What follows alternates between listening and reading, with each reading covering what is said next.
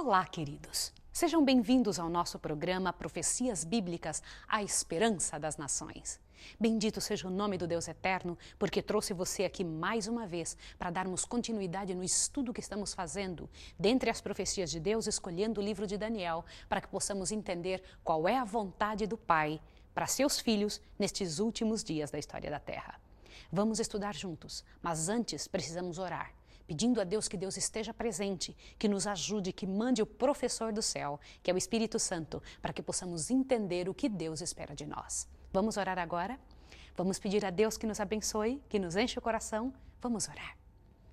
Misericordioso Deus e Pai, bendito, glorioso seja o teu nome, por não nos deixar sozinhos nesse mundo escuro, por trazer-nos, Pai de amor, para esta hora da terra, por encher o nosso coração, por nos fortalecer.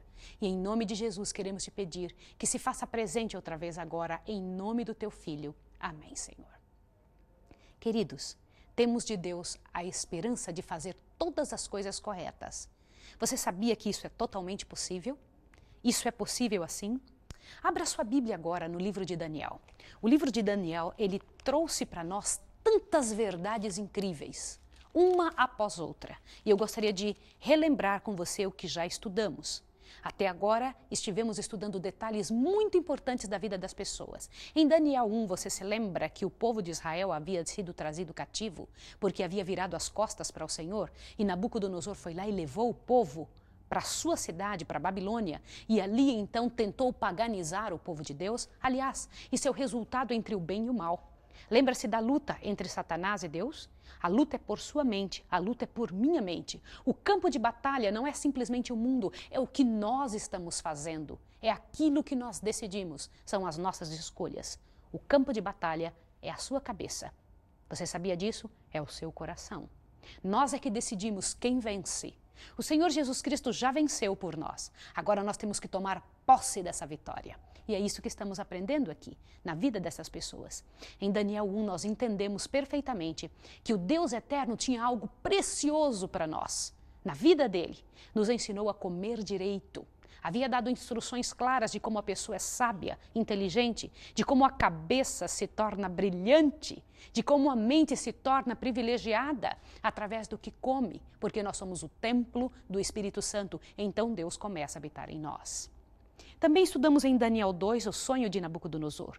Deus revelou para esse homem pagão a história do mundo todo. Todas as nações estavam ali detalhadas na estátua do sonho de Nabucodonosor.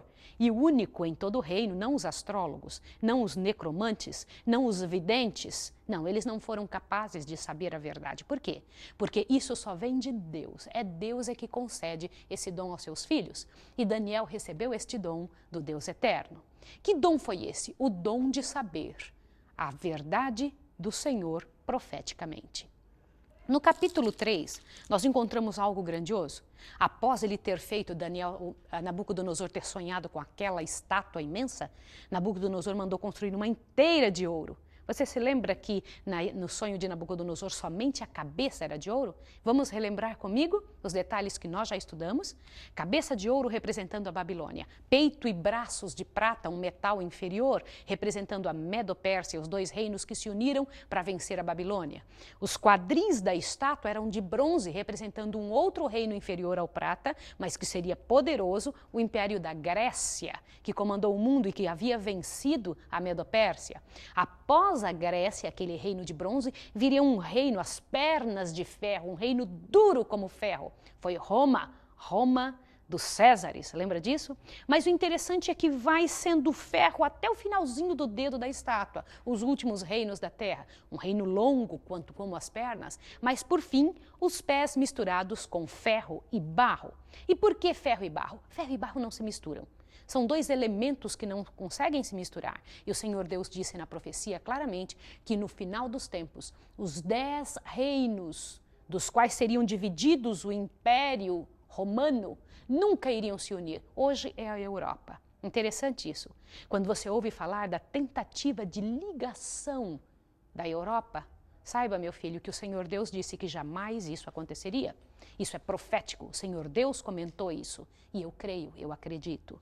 E também comentou a profecia que após Nabucodonosor ter visto toda aquela estátua, os 10 dedinhos de barro e ferro, um pouco fraco e alguma coisa de forte, mas que não se ligariam, viria uma pedra lançada do céu, que viria e bateria nos pés da estátua, quebraria a estátua inteira e aquela pedra encheria a terra totalmente. Aquele reino, o reino eterno, um reino que não teria fim, o reino da pedra. A pedra é Cristo. Lembra que estudamos isso? Depois de ter sonhado com essa estátua, depois de ter sonhado a respeito disso, Nabucodonosor vai e cria para ele uma estátua imensa, totalmente de ouro, e pede que todas as pessoas a adorem, e quem não adorasse seria lançado na fornalha de fogo ardente. Os 3 amigos de Daniel, Daniel não estava no reino nessa ocasião, eles foram fiéis ao Deus eterno, foram lançados dentro da fornalha ardente e nem um fiozinho do seu cabelo foi queimado. O próprio Jesus veio estar com eles. Queridos, isso é grandioso. Quando você é fiel, você consegue entender a fidelidade de Deus. Mas outro detalhe interessante aqui no capítulo 4, quando Nabucodonosor sonha com uma árvore, 35 anos depois que ele estava em contato com Daniel, sabendo a respeito da verdade de Daniel. Deus havia dado 35 anos de prazo para esse homem. Ele sonhou com uma grande árvore, lembra disso? A árvore era ali mesmo, que havia sido cortada e deixada somente as raízes. E o anjo vindo do céu, um santo vindo do céu, e dizendo para ele, olhe bem, esta árvore vai ser cortada e vai cair orvalho sobre ela e vai ser atada por cadeias de ferro. Foi exatamente o que aconteceu com Nabucodonosor. Sabe o que aconteceu com ele? Ele foi acometido por uma doença chamada licantropia, virou um lobo, esquecido. E ali ele ficou por 7 tempos, que na linguagem profética são 7 anos. Olha que coisa interessante. Ficou 7 anos ali, sofrendo essa doença até que ele reconheceu que o Deus Altíssimo reina, que o Deus Altíssimo é muito maior que qualquer outro e que comanda as nações. No capítulo 5 nós vemos a escrita na parede, foi o último ano do reinado da Babilônia, quando o neto de Nabucodonosor estava fazendo um banquete, uma imensa orgia numa certa noite para a glória de si mesmo, quando de repente uma mão começou a escrever na parede, Mene, Mene, Tekel, Upharsin, que quer dizer, pesado foste na balança e achado em falta, o teu reino passou de ti. Naquela mesma noite, lá vieram os medo-persas e tomaram a cidade. Bem exatamente como o Senhor Deus havia dito. Daniel foi chamado para interpretar na parede, aliás, o único que conseguiu novamente interpretar as verdades relacionadas ao Senhor Deus eterno. Em Daniel 6, nós vimos abertamente e claramente a situação de Daniel na cova dos leões. Ele já era velhinho, muito velhinho. E ele, por fidelidade ao Deus, por não querer adorar de forma alguma, de forma errada, ele foi jogado na cova dos leões. E o Senhor Deus fechou a boca dos leões.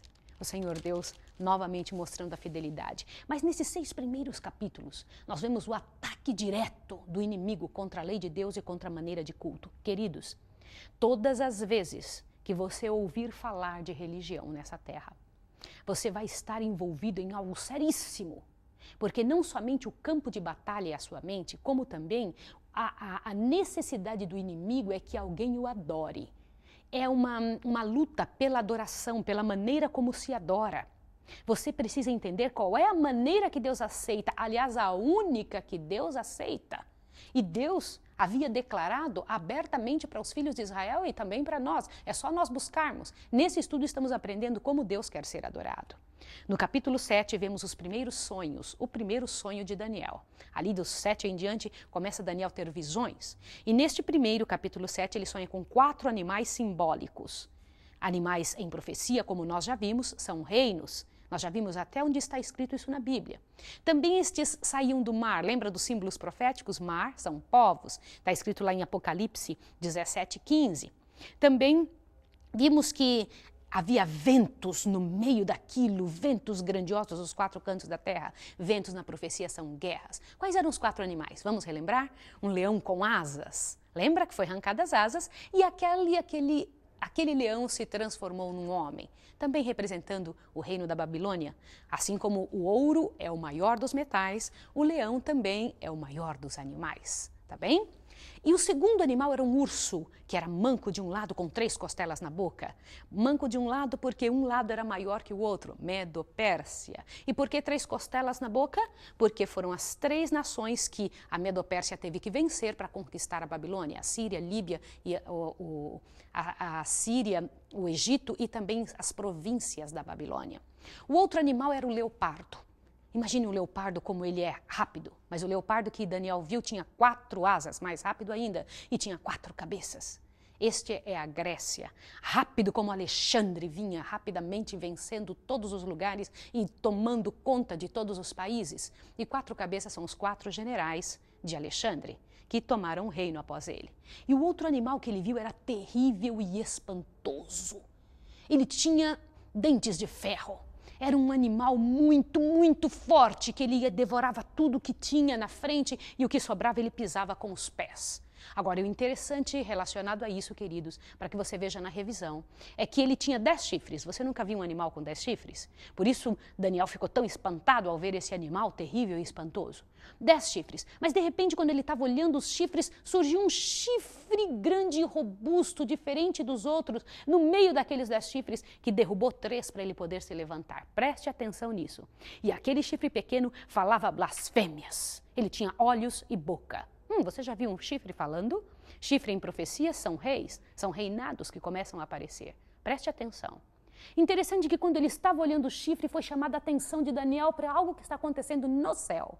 E ele viu então o Senhor Deus sentado num trono, com milhares de anjos ao seu redor. E então havia um tribunal, assentou-se o tribunal e abriram-se os livros. Isso tudo está em Daniel 7. E quando ele viu abrindo-se os livros, ele ficou olhando aquela situação daquele julgamento no céu. Abriram-se os livros, assentou-se o tribunal, isso é um julgamento. Quando ele estava olhando aquilo, foi chamada a atenção de novo para algum acontecimento na terra. O chifre pequeno continuava a fazer blasfêmias, continuava ali a falar coisas horríveis aqui na terra, até que ele viu que o Senhor Jesus foi trazido à presença do Pai Eterno para receber o reino.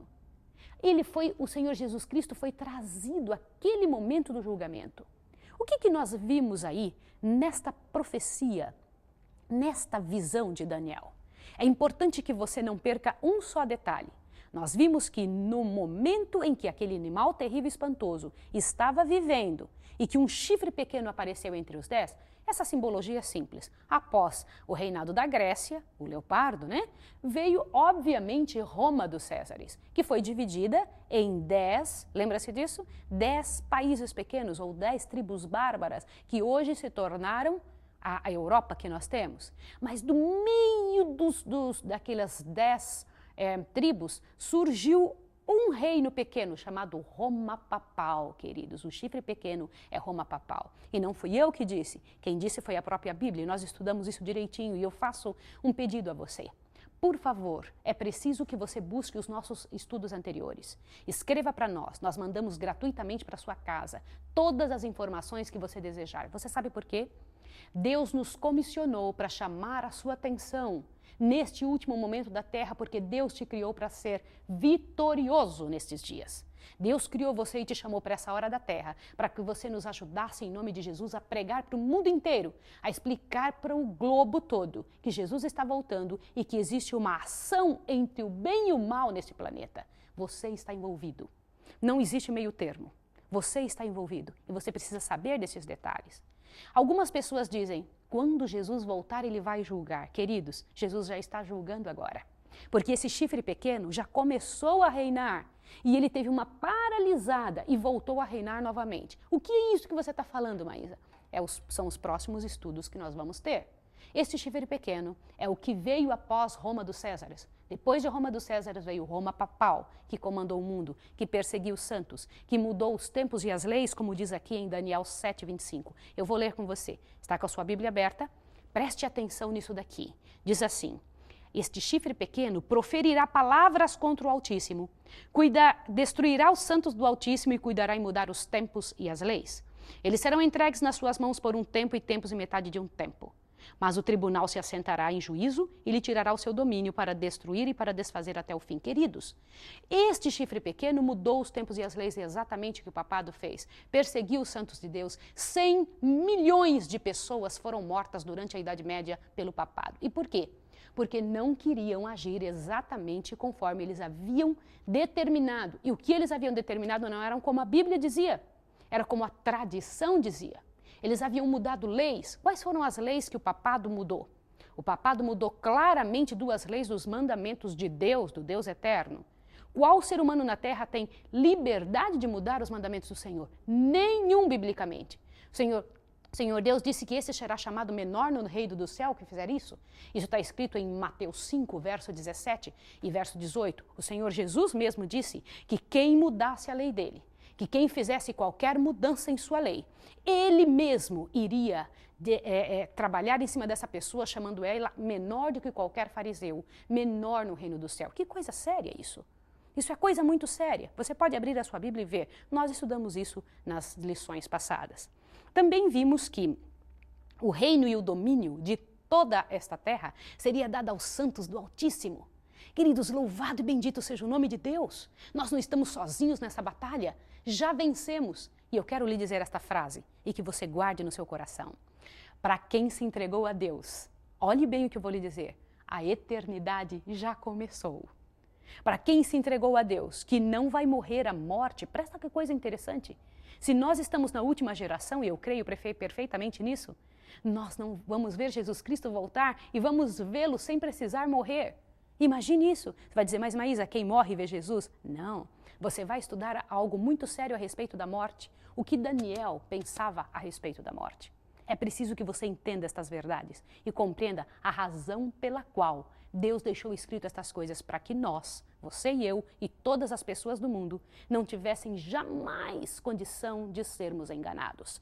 Agora observe o que estudamos em Daniel 8. Em Daniel 8, ele teve a segunda visão, a visão de um carneiro e de um bode. Lembre-se que nós estudamos sobre o santuário.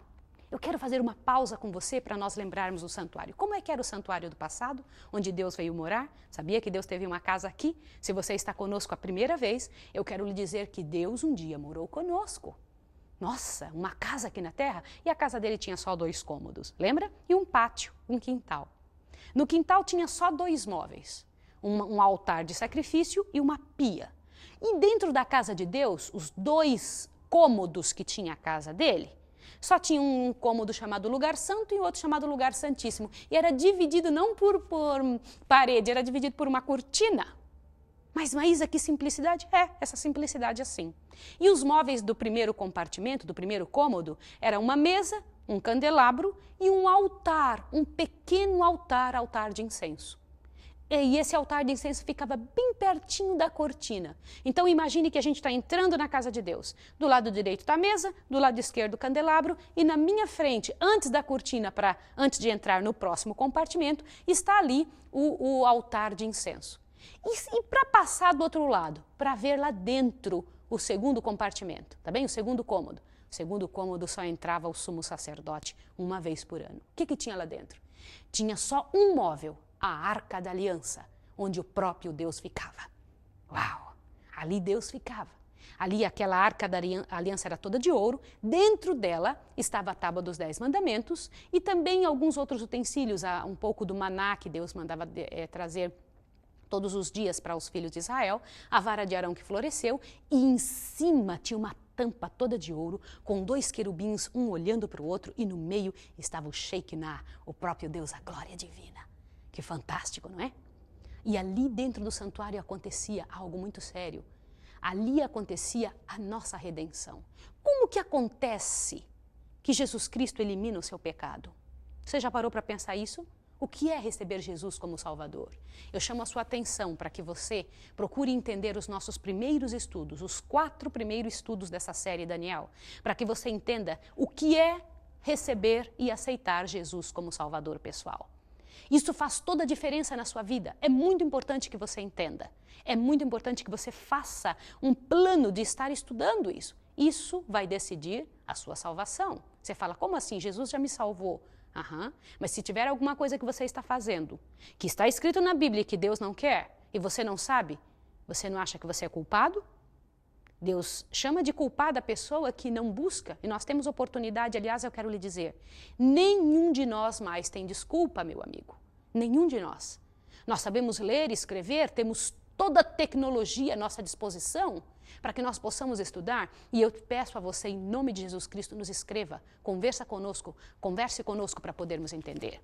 Então, Daniel estava ali, frente àquela visão, e o anjo disse abertamente que o carneiro e o bode eram duas nações. Abertamente, deu para ele ali. Interessante é que o Senhor Deus, ele mostra a visão e você é fiel a entender aquela visão. Depois, ele te mostra uma outra visão. Olha que coisa interessante. Com os mesmos detalhes, só que um pouco mais ampliado.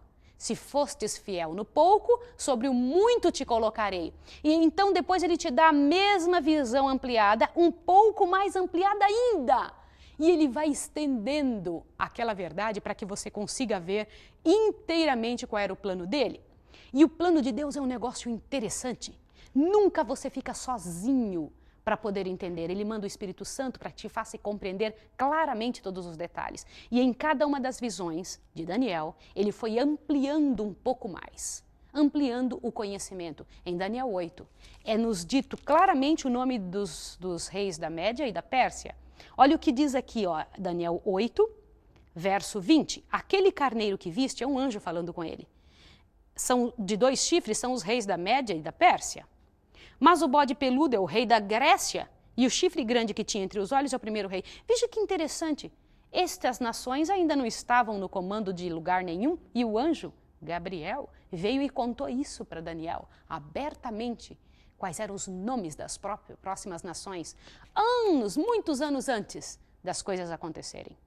Assim são as profecias. E aqui em Daniel 8 aconteceu algo interessante. Daniel ouviu um anjo falando para o outro anjo, dando a ele uma data. Veja Daniel 8, verso 13. Depois disto, ouviu um santo que falava a outro santo, dizendo: até quando durará a visão do sacrifício contínuo, da transgressão assoladora, para que seja entregue o santuário e o exército, a fim de que seja pisado? Aí um anjo respondeu para o outro. Ele me disse: até 2.300 tardes e manhãs, e o santuário será purificado. Nós já aprendemos que um dia na profecia é igual a um ano. E o que é uma tarde e uma manhã? Lá em Gênesis você encontra abertamente tarde e manhã é igual a um dia. Deus chama a parte tarde, a parte escura, e parte do dia, a parte clara. Quando você fala bem assim, cheguei muito tarde, era 2 horas da manhã. Você chegou na parte da tarde ou você chegou na parte da noite? Interessante, não é? Isso é interessante nós observarmos, porque o relógio de Deus não é igual ao nosso. O relógio de Deus é o sol. Viu? Ele se baseia dessa maneira, e sempre foi assim, sempre será. Ok? Então, isso é muito interessante nós vermos. Mas o que é esta data? 2.300 tardes e manhãs. Daniel ficou tão impressionado com isso, que ele começou a orar e jejuar. Queridos, quantos anos você oraria e jejuaria por uma informação bíblica? Quantos anos você ficaria tentando entender algo? Daniel ficou anos e anos orando a Deus e buscando na Bíblia para entender essa data que o anjo não explicou para ele. No nosso último estudo, havíamos entendido abertamente que Daniel havia orado muito para Deus. Olhe bem Daniel 9, presta atenção. Olha o que ele fala aqui no verso 4. Orei ao Senhor meu Deus e confessei o meu pecado. E disse: ó Senhor Deus grande e tremendo, que guardas a aliança e a misericórdia para com os que te amam e guardam os teus mandamentos. Aqui Daniel está falando dos mandamentos de Deus, não é? Pecamos e cometemos iniquidade e procedemos impiamente. E fomos rebeldes, apartamo-nos dos teus mandamentos e dos teus juízos. Que mandamentos são estes? Os quais Daniel está reconhecendo e confessando que pecou. Agora, um pouquinho mais para frente, ele fala de outros mandamentos. Dá uma olhadinha o que você encontra aqui no verso 10 em diante. Não obedecemos à voz do Senhor nosso Deus, para andarmos nas suas leis, nos que nos deu por intermédio de seus servos, os profetas. Que leis são estas? Sim, todo Israel transgrediu tua lei, desviando-se para não obedecer a tua voz. Por isso a maldição, o juramento que está escrito na lei de Moisés, servo de Deus. Aqui, no capítulo 9, nós encontramos 2 leis. Uma, os mandamentos de Deus, outra lei de Moisés. O que é isso? Querido, você já ouviu falar disso? Leis de Deus e leis de Moisés. Hoje existe uma luta muito grande, que esta luta começou no céu, contra a lei de Deus. Algumas pessoas dizem que a lei foi abolida, outras dizem que quando Jesus morreu na cruz, ele simplesmente nos livrou completamente da lei e hoje nós estamos livres para fazer o que quiser. Eu quero fazer um desafio para você. No nosso próximo estudo, nós vamos estudar as duas leis, a lei de Deus e a lei de Moisés. Queridos, essa polêmica que existe a respeito da lei de Deus e da lei de Moisés precisa ficar esclarecido na sua mente. Porque através disso, quantos erros se cometem nessa terra? Satanás odiava a lei de Deus, sempre odiou. Por que razão existe essa polêmica tão grande entre todas as religiões? Devemos ou não guardar a lei de Deus? Isso deveria ser óbvio, mas nós vamos estudar na palavra do Senhor. Venha, traga a sua família, traga a sua Bíblia e esteja com o coração aberto. Eu quero orar agora por você. Quero pedir a Deus que te encha o coração, que te fortaleça e que não permita que você esteja sozinho durante estes momentos que você vai poder voltar a estudar outra vez. Vamos orar agora? Vamos pedir a Deus que te abençoe, que nos abençoe? Eu quero orar por você. Misericordioso Deus e Pai, louvado seja o teu nome pelo privilégio que temos de ter a sua Bíblia e não sermos enganados. Queremos, Pai de amor, fazer a Tua vontade. Dá-nos força, Senhor. Ensine os meus irmãos que estão em casa, essas pessoas que fazem parte desse estudo, que elas possam estar imbuídas por Teu Santo Espírito e compreender a Tua vontade. Eu te peço isso em nome de Jesus, pela graça que há nele, aquele que está no santuário celestial. Em nome dele rogamos e agradecemos. Amém. Que Deus abençoe você e até o próximo estudo.